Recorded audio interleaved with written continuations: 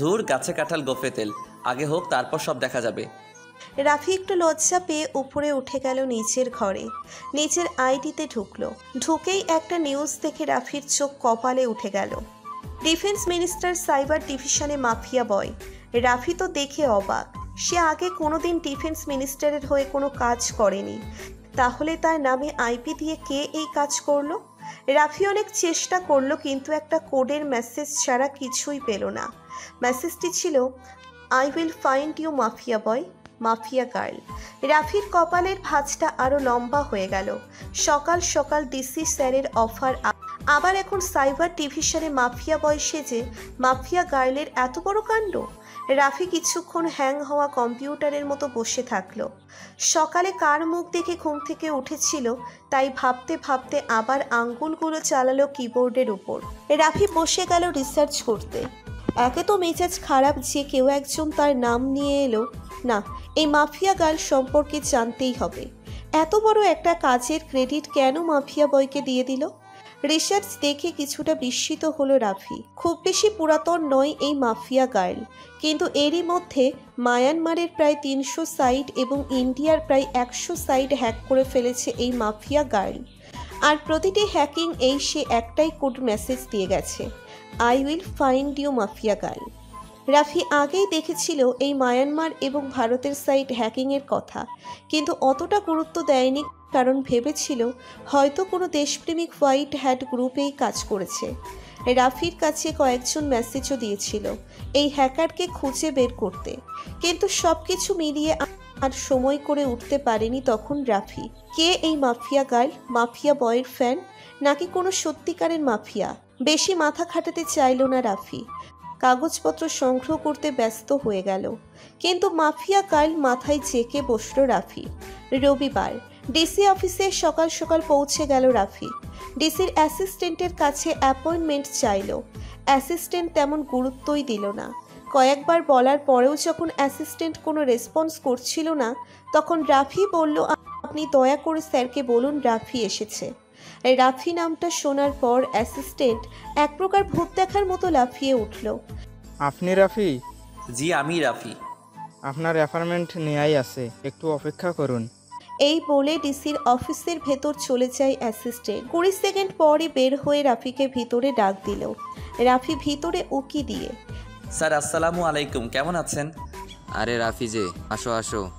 রাফি পাশের সোফায় গিয়ে বসলো।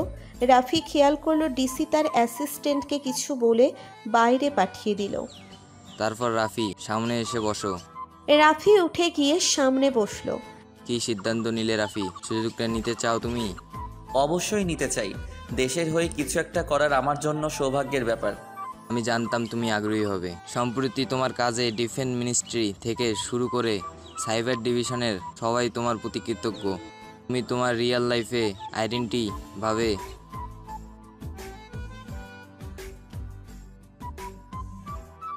রাফির কপালটা আবার কুঁচকে গেল। Defence ministry, cyber division. রাফির বুঝতে বাকি রইল না যে মাফিয়া গার্লের করা কাজের ক্রেডিটে আজ এনএসএ তাকে কত বড় সুযোগ দিল।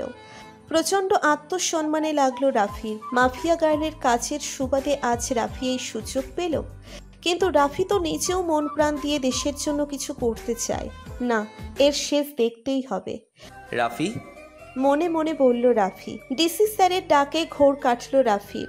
দেখি ফর্ম আর কাগজপত্রগুলো দাও। কপালের ভাঁজ বজায় রেখে কাগজপত্রগুলো এগিয়ে দিল রাফি। আচ্ছা স্যার, আপনার মাথা নিচু হতে দিব না, দোয়া করবেন।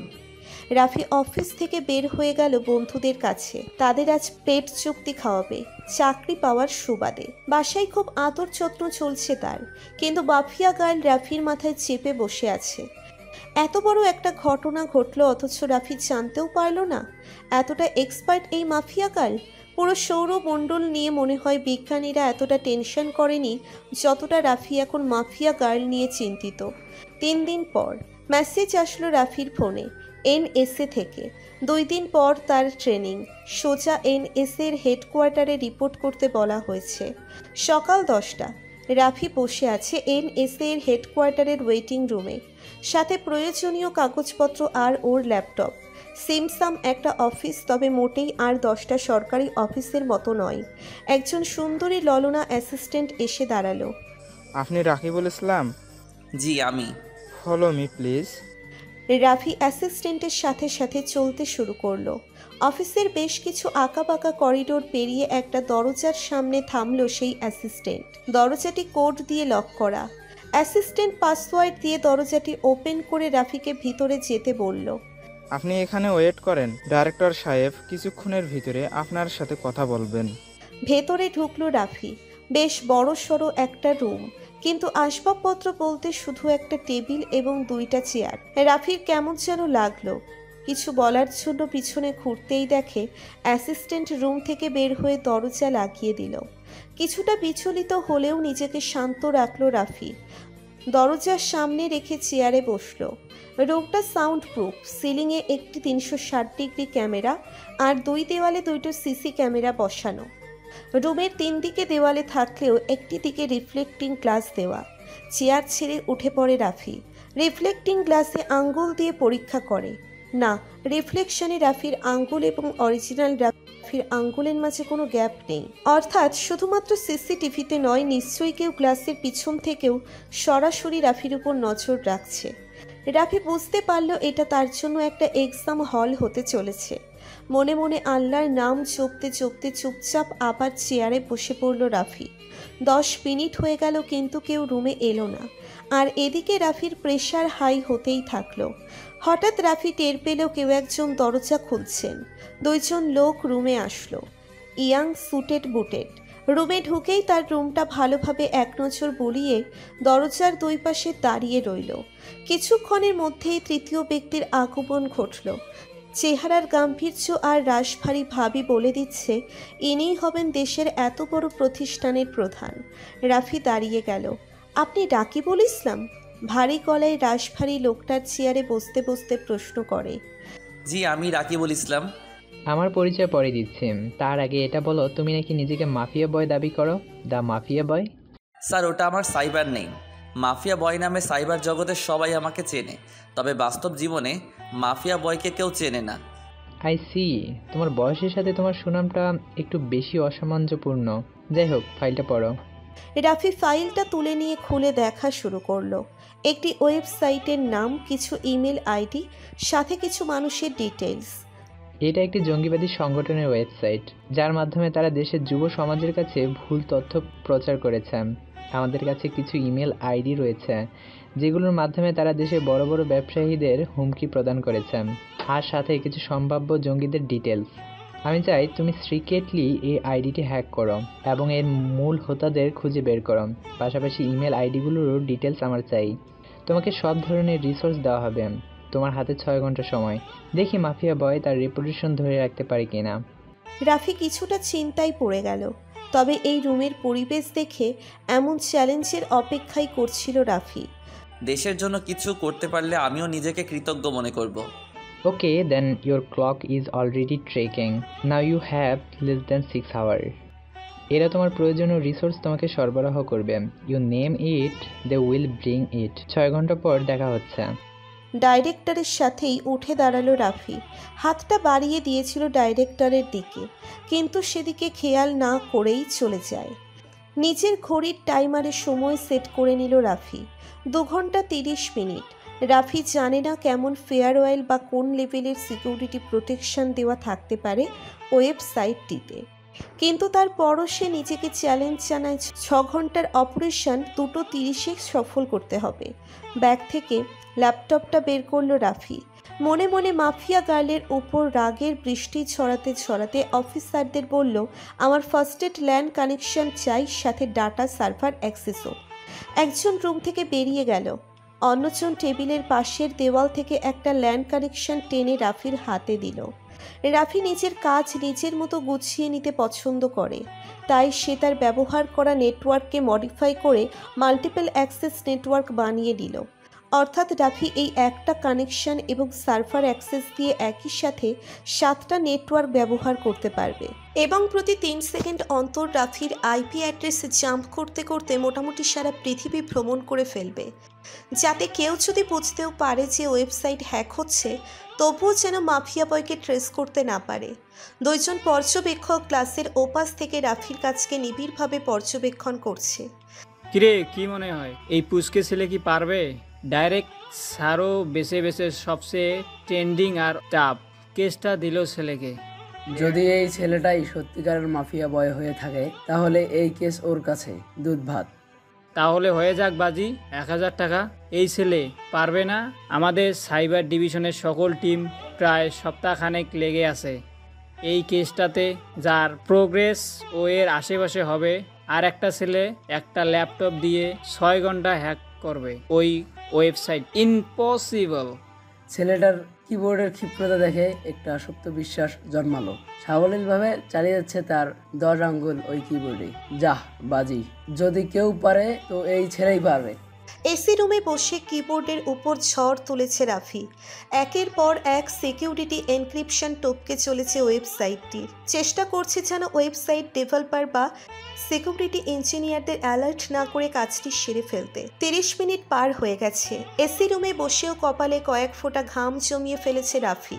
স্বাভাবিকের চেয়ে একটু বেশি উত্তেজিত রাফি।